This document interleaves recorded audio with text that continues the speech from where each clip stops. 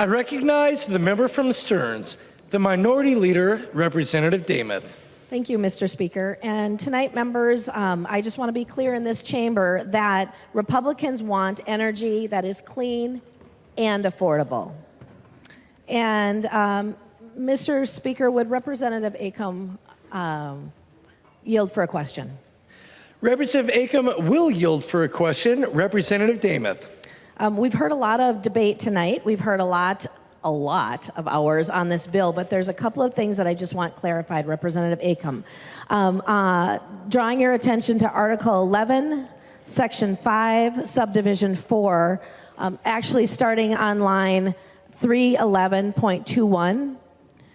My question is, will the cost recovery provision in this section increase the cost for ratepayers? I recognize the member from Hennepin, Representative Acom. It's kind of late. Could you repeat those pages, please? Yep, yes. So line... I recognize the member from Stearns, the Minority Leader, Representative Demuth. Thank you, Mr. Speaker. And Representative Acom, the line is 311.21. And then the question is, will the cost recovery provision in this section increase cost for ratepayers?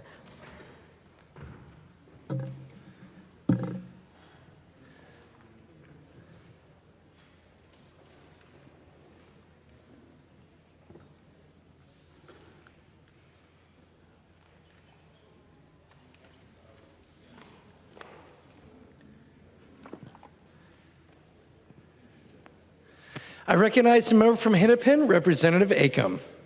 Thank you, Mr. Speaker. It really has been a long day. So the provision that you're talking about is the electric vehicles and the rebates or the infrastructure for the utility to put in infrastructure. So by definition, for them to be able to recover it from ratepayers, yes, it will raise rates. Representative Demuth. Okay, thank you, Mr. Speaker, and thank you, Representative Acom, for that clarification. That is how I was reading the bill, and I wanted to make sure we had that right. Mr. Speaker, would Representative Acom yield for another question? Representative Acom will yield for another question. Representative Demuth. Thank you, Mr. Speaker. And Representative Acom, in Section 6, so just below that, I wrote down the lines because it was actually getting late.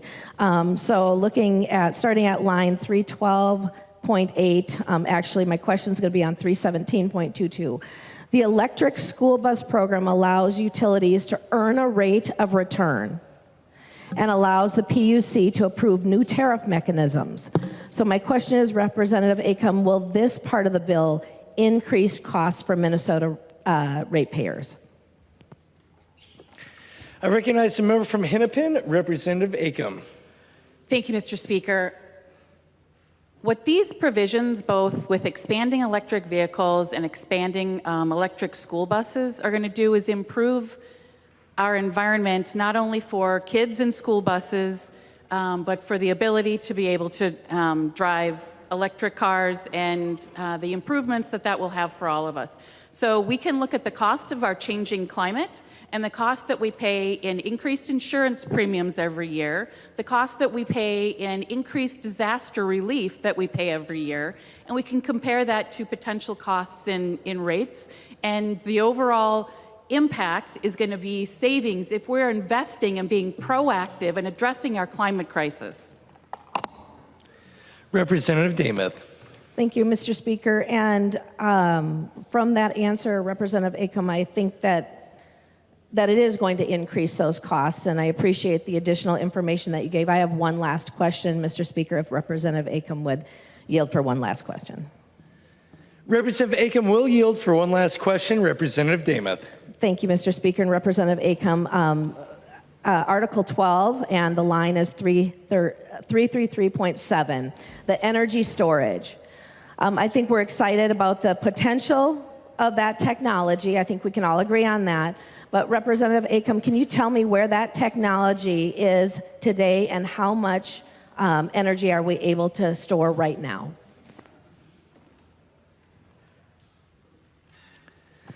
I recognize the member from Hennepin, Representative Acom. Energy storage is an emerging technology, as you point out. Energy storage in today's world is more about 4 hours, I think, is what the batteries can last. But we have new technology that is coming out that is being worked on with Xcel Energy, Great River, that will be lasting upwards of 100 hours. And so energy storage will be the bridge to helping to ensure that renewable energy can be reliable, much more reliable long-term than it is today. Representative Demuth. Thank you, Mr. Speaker, and thank you, Representative Acom, for that answer. What I want the chamber to understand and the public that may still be watching or listening, earlier this year, Xcel did announce battery storage project in Colorado.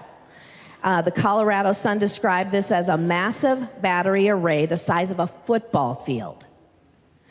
And I'm not sure if anybody's read this, but very interested in how many megawatts would this project actually produce? The answer is 10. Size of a football field, it can store 10 megawatts.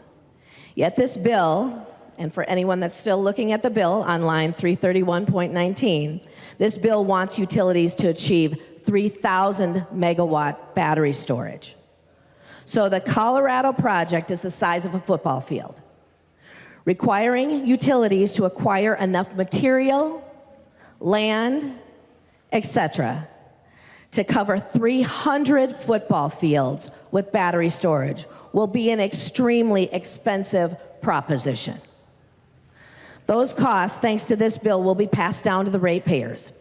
So we know just from these few questions, this bill will drive up energy costs for Minnesota families. That is a fact. Worse, the battery storage requires massive amounts of lithium, cobalt, nickel, and who right now is going to benefit from that but China and Russia? And why?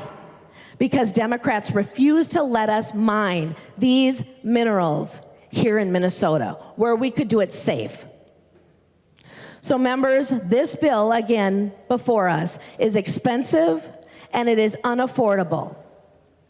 The environmental portion raises millions of dollars in fees on Minnesotans when we have a $19 billion surplus.